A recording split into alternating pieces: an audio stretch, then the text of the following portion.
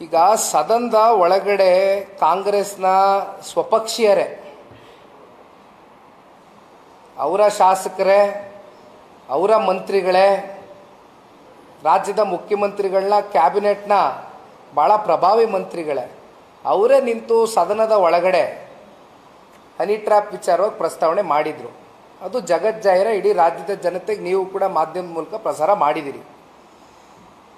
ತದನಂತರ ಅವರ ಸುಪುತ್ರರು ಇತ್ತೀಚೆಗೆ ಬಂದು ಅವರು ಕೊಟ್ಟಂಥ ಹೇಳಿಕೆಗೂ ಇವೆಲ್ಲವನ್ನು ಗಮನಿಸಿದಾಗ ಇದೆಲ್ಲವನ್ನು ಕೂಡ ಇವತ್ತು ರಾಜ್ಯದ ಜನತೆ ಮುಂದೆ ನಾನು ಇಡ್ಲಿಕ್ಕೆ ಬಯಸ್ತೇನೆ. ಯಾಕಂದರೆ ಅಲ್ಟಿಮೇಟ್ಲಿ ನಮಗೆ ಸಿನಿಮಾ ಟೀಸರ್ ತೋರಿಸಿದ್ದೇ ಬೇರೆ, ಆದರೆ ಸಿನಿಮಾ ನೋಡ್ಲಿಕ್ಕೆ ಹೋದಾಗ ಆ ಟೀಸರ್ನಲ್ಲಿದ್ದಂಥ ಯಾವ ಎಲಿಮೆಂಟ್ಸು ಕೂಡ ಕಾಣಲಿಲ್ಲ. ಸಿನಿಮಾನೇ ಬೇರೆ ಆಗಿತ್ತು. ಹಾಗಾಗಿ ನಮಗೆ ಗೊತ್ತಿಲ್ಲ, ಸ್ವಪಕ್ಷೀಯರು ಅವರೇ ಕೊಟ್ಟರು ಹೇಳಿಕೆ. It is left on them.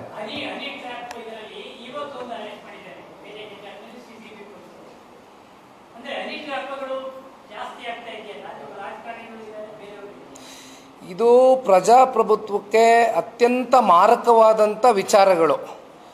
ರಾಜ್ಯದಲ್ಲಿ ನಮ್ಮಂಥ ಯುವಕರು ಬಯಸ್ತಕ್ಕಂಥದ್ದು, ಇಂದಿನ ಜನಪ್ರತಿನಿಧಿಗಳಾಗಲಿ ಅಥವಾ ಯುವ ಸಮೂಹ ಆಗಲಿ, ನಾವೆಲ್ಲ ಬಯಸ್ತಕ್ಕಂಥದ್ದು ಒಂದು ವಿಷಯಾಧಾರಿತವಾದಂಥ ಚರ್ಚೆಗಳು, ರಾಜ್ಯವನ್ನು ಯಾವ ರೀತಿ ಅಭಿವೃದ್ಧಿಯ ದಿಕ್ಕಿಗೆ ತಗೊಂಡೋಗ್ತಕ್ಕಂಥ ವಿಷಯದ ಬಗ್ಗೆ ಚರ್ಚೆ ಆಗಬೇಕು ಅಂತಕ್ಕಂಥದ್ದು ನಾವೆಲ್ಲ ಅಭಿಲಾಷೆ ಹಾಗೂ ಬಯಕೆಯನ್ನು ಇಟ್ಕೊಂಡಿದ್ದೇವೆ.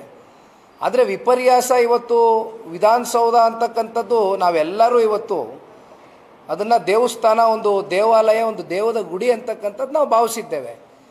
ಅಂಥ ಒಂದು ದೇವಾಲಯದಲ್ಲಿ ಹನಿ ಟ್ರ್ಯಾಪ್ ಅಂತಕ್ಕಂಥ ವಿಚಾರ ಚರ್ಚೆಗೆ ಬರುತ್ತೆ, ಮುನ್ನೆಲೆಗೆ ಬರುತ್ತೆ ಅಂತಕ್ಕಂಥದ್ದಾದರೆ ನಿಜಕ್ಕೂ ಇದು ಪ್ರಜಾಪ್ರಭುತ್ವದ ದೃಷ್ಟಿಯಲ್ಲಿ ಅತ್ಯಂತ ಮಾರಕವಾದಂಥ ವಿಚಾರ, ಅತ್ಯಂತ ಮಾರಕವಾದಂಥ ವಿಚಾರ. ಆದರೆ ಒಂದಣ ನಾನು ಕಳೆದ ಪ್ರೆಸ್ ಮೀಟ್ನಲ್ಲೂ ಹೇಳಿದೆ, ಈಗ ಯಾವುದೋ ಒಂದು ಸ್ಥಾನಮಾನದ ಅಪೇಕ್ಷೆ ಅಭಿಲಾಷೆಯನ್ನು ಇಟ್ಕೊಂಡಂಥ ವ್ಯಕ್ತಿ, ಈಗ ಯಾರು ಕೂಡ ಇವತ್ತು ನಮಗೆ ಸ್ಥಾನಮಾನ ಬೇಡ, ನಮಗೆ ಪೊಸಿಷನ್ ಬೇಡ, ನಮ್ಗೆ ಅಧಿಕಾರ ಬೇಡ ಅಂತಕ್ಕಂಥವ್ರು ಯಾರೂ ಹೇಳೋದಿಲ್ಲ. ಎಲ್ಲರೂ ಕೂಡ ಇವತ್ತು ರಾಜಕಾರಣಕ್ಕೆ ಬಂದಿರೋವಂಥದ್ದು, ಇಲ್ಲಪ್ಪ ನಾವು ಜನಗಳ ಹೃದಯ ಗೆಲ್ಲಬೇಕು, ಜನ ನಮ್ಗೆ ಅವಕಾಶ ಕೊಟ್ಟಂಥ ಸಂದರ್ಭದಲ್ಲಿ ನಾವೇನಾದರೂ ಒಂದು 4-6 ಒಳ್ಳೆ ಕೆಲಸ ಮಾಡಬೇಕು ಅಂತಕ್ಕಂಥದ್ದು ಇವತ್ತು ನಾವೆಲ್ಲ ಭಾವನೆ ಇಟ್ಕೊಂಡಿದ್ದೀವಿ. ಆದರೆ ಅದಕ್ಕೆ ಪೂರಕವಾಗಿ ನಾವು ಜನಗಳ ಹೃದಯ ಗೆಲ್ತಕ್ಕಂಥ ಕೆಲಸ ಮಾಡಬೇಕೆ ಹೊರತುಪಡಿಸಿ ನಾವು ಈ ರೀತಿ ಅಡ್ಡದಾರಿ ಹಿಡಿತಕ್ಕಂಥದ್ದು, ಈ ರೀತಿ ವಾಮ ಮಾರ್ಗದ ಮೂಲಕ ನಾವು ಇನ್ನೊಬ್ಬರನ್ನ ತೇಜೋವಧೆ ಮಾಡ್ತಕ್ಕಂಥದ್ದು, ಅವ್ರನ್ನ ಪರ್ಸ್ನಲಿ ನಾವು ಒಂದು ರೀತಿ ಅವ್ರಿಗೆ ಅವಮಾನ ಮಾಡ್ತಕ್ಕಂಥ ಒಂದು ವಿಚಾರಕ್ಕೆ ನಾವು ಕೈ ಹಾಕ್ತಕ್ಕಂಥದ್ದು ಇದೆಯಲ್ಲ, ಯಾರೇ ಆಗ್ಬೋದು, ಅದು ಎನಿಬಡಿ.